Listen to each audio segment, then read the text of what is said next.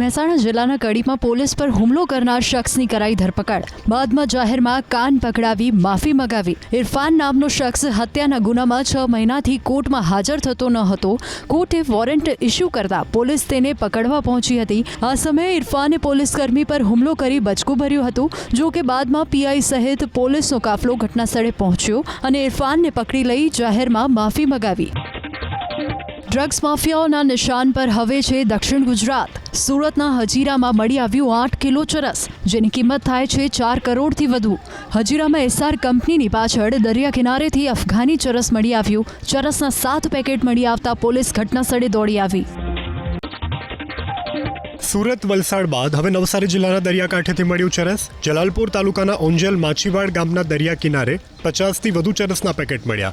60 kilo આ ચરસની કિંમત 30 કરોડ છે. પીળા રંગની સિમેન્ટની બોરીમાં ચરસ છુપાવવામાં આવ્યું હતું. જિલ્લા પોલીસ વડા અનુસાર ચરસના પેકેટ પર ઉર્દુ ભાષામાં લેબલ જોવા મળ્યું. થોડા સમયથી દરિયામાં તરતું હોવાનું અનુમાન છે. સુરત, વલસાડ અને નવસારીમાંથી જે જથ્થો મળ્યો એ એક સરખો છે.